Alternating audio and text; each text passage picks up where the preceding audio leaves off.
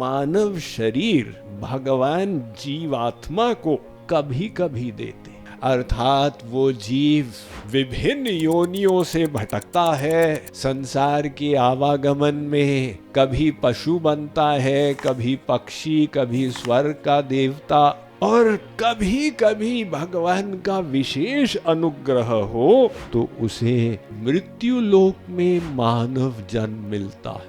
अरे मनुष्यों, अगर तुमने इस जन्म में भगवत प्राप्ति नहीं की तो क्या होगा? अनेक कल्पों तक सर्गेषु लोकेषु विभिन्न लोकों में घूमते रहोगे, महान हानि होने वाली है। आत्मा की हत्या वो करता है जो इस जीवन का उपयोग नहीं करता परम चरम लक्ष्य तक पहुंचने के लिए।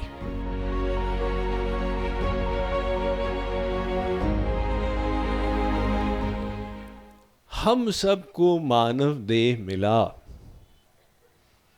ये एक अमूल्य निधि है, भगवान की महती अनुकंपा है। इसका सदुपयोग करना है, वो तब होगा जब हम समझेंगे कि हमारा परम चरम लक्ष्य क्या है। इसी पर आज हम लोग कुछ शास्त्रीय ज्ञान का मंथन करेंगे। एक मच्छी पकड़ने वाला मछुआरा था। सुबह 4 बजे वो जाल को लेके नदी तट पर पहुंचा। अंधेरा था। उसने कहा कुछ कुछ प्रकाश हो जाए तब हम जाल को पानी में डालें। नदी के तट पर एक पत्थर की चट्टान पर बैठ गया। उसके चरण जल में थे। उसे प्रतीत हुआ कि चरणों के नीचे कुछ झोला सा है।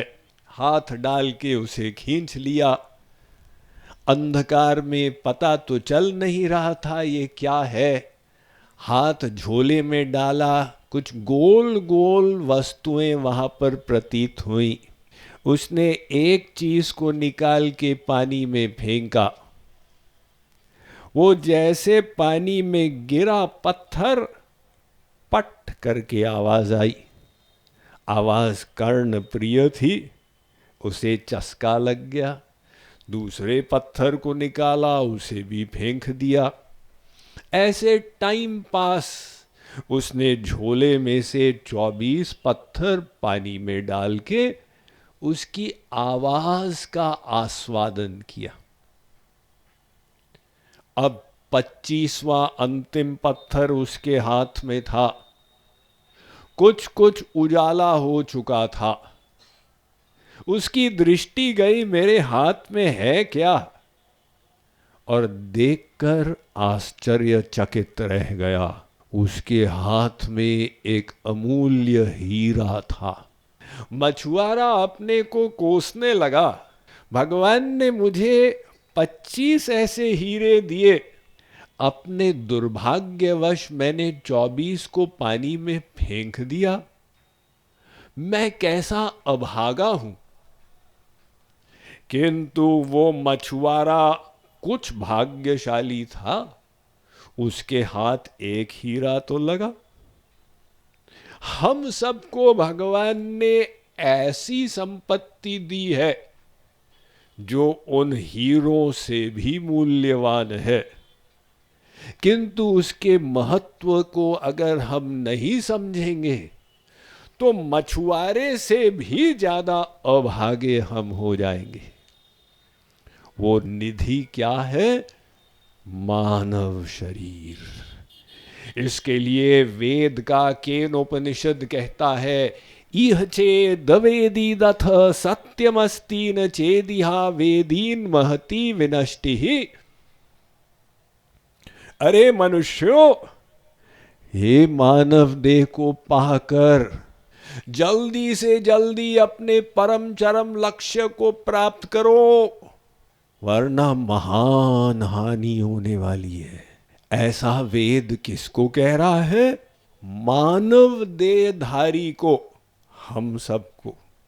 इसका मतलब हमारा शरीर 84 लाख में विशिष्ट होगा। पुनः यजुर्वेद का कठोपनिषद कहता है, इह चेत् दशकद्बोद्धुम प्राक् शरीरस्य विस्रसः ततः सर्गेषु लोकेषु शरीरत्वाय कल्पते। अरे मनुष्यों, अगर तुमने इस जन्म में भगवत प्राप्ति नहीं की तो क्या होगा? अनेक कल्पों तक सर्गेषु लोकेषु विभिन्न लोकों में घूमते रहोगे। दुर्लभो मानुषो देहो देहिनाम क्षणभंगुरः।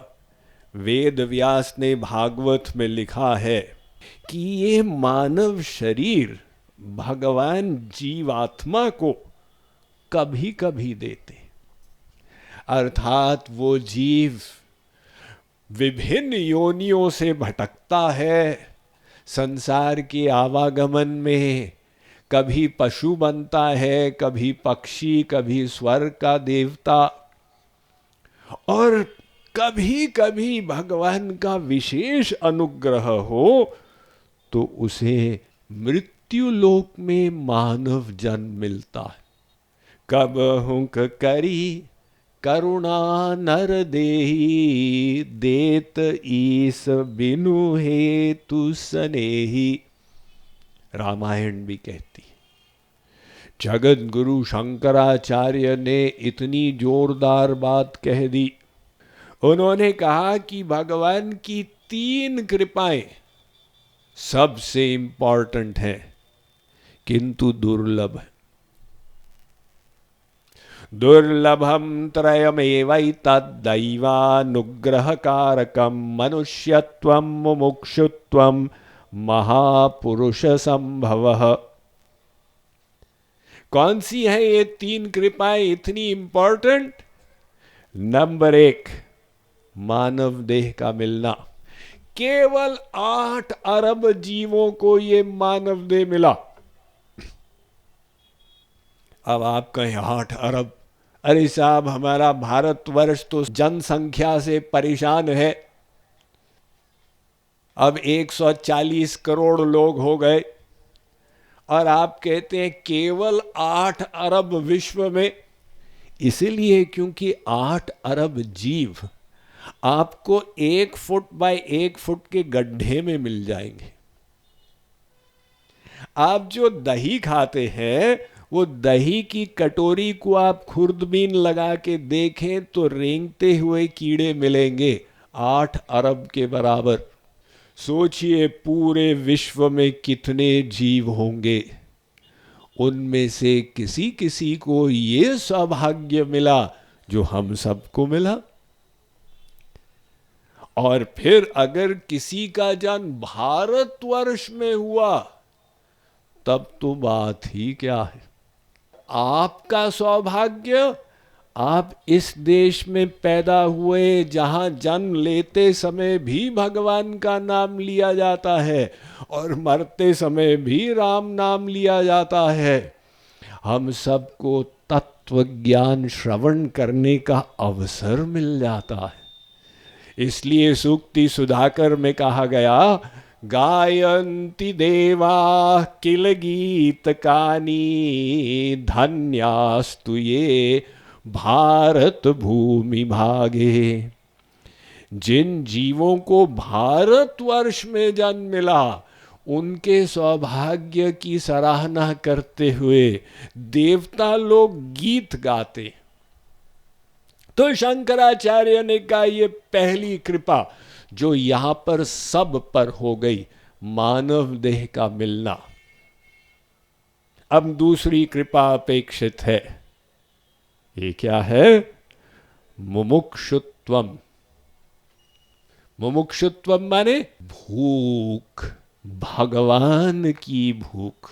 ये भगवान की भूख सब में नहीं होती है, तो वो प्यास, ये दूसरी कृपा है। और वो कृपा भी आप सबके ऊपर हुई।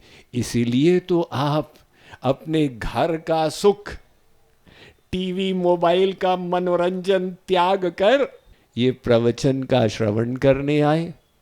अतः तीसरी कृपा अब अपेक्षित है। ये क्या है? महापुरुष संभवः, कोई वास्तविक श्रोत्रिय ब्रह्मनिष्ठ संत मिल जाए जो हमें तत्व ज्ञान करा सके, साधना सिखा सके और भगवान की ओर चला सके। हो सकता है आप में से किसी किसी पर ये कृपा भी हो गई। अगर हो गई तो तीनों कृपाएं प्राप्त हो चुकी हैं। अब भगवान की कोई कृपा शेष नहीं रह गई। हम कहते हैं भगवान कृपा करो, वे कहते हैं हमने जो अनुग्रह किए उनका सदुपयोग करो। अब तो लास्ट कृपा रह गई, भगवत प्राप्ति वाली, माया निवृत्ति वाली। किंतु तीनों ही अनुग्रहों को ग्रहण करने के बाद भी अगर जीव लापरवाही करे, संसार के विषयों में आसक्त रह जाए, तो उससे बड़ा दुर्भाग्य किसी का नहीं होगा। इसलिए शंकराचार्य फिर से लिखे, लब्ध्वा कथंचिन्नर जन्म दुर्लभम तत्रापि पुंस्त्वं श्रुति पारदर्शनम यस्त्वात्ममुक्त्यै नयतेत मूढ़धी सस्वात्महास्वं विनिहन्त्य सद्ग्रहात्। जो इन कृपाओं को बर्बाद कर दे वो अपनी आत्मा की हत्या कर रहा। ये शब्द संसार में उपयोग में आता है। अगर कोई शरीर को समाप्त कर दे, लोग कहते हैं इसने आत्महत्या कर दी, लेकिन शास्त्र अनुसार वो शरीर की हत्या थी। आत्मा की हत्या वो करता है जो इस अनादिकाल की जीव की यात्रा के परिणाम स्वरूप जो अवस्था प्राप्त हुई, इस जीवन का उपयोग नहीं करता परम चरम लक्ष्य तक पहुंचने के लिए। तो सब शास्त्रों ने कह दिया मानव शरीर सर्वश्रेष्ठ है। समझे इसकी विशेषता क्या है। अगर इसका महत्व समझ में आ जाएगा तो हम दुरुपयोग नहीं करेंगे, निरर्थक मोबाइल में टाइम वेस्ट नहीं करेंगे, संसार के व्यसनों से मुक्त रहेंगे। तो अब हमें ये निश्चित करना है कि और विलंब नहीं करना है। ये जो वर्तमान क्षण है यही परमात्मा का द्वार है। इसका उपयोग करके हमें भगवान की ओर चलना है।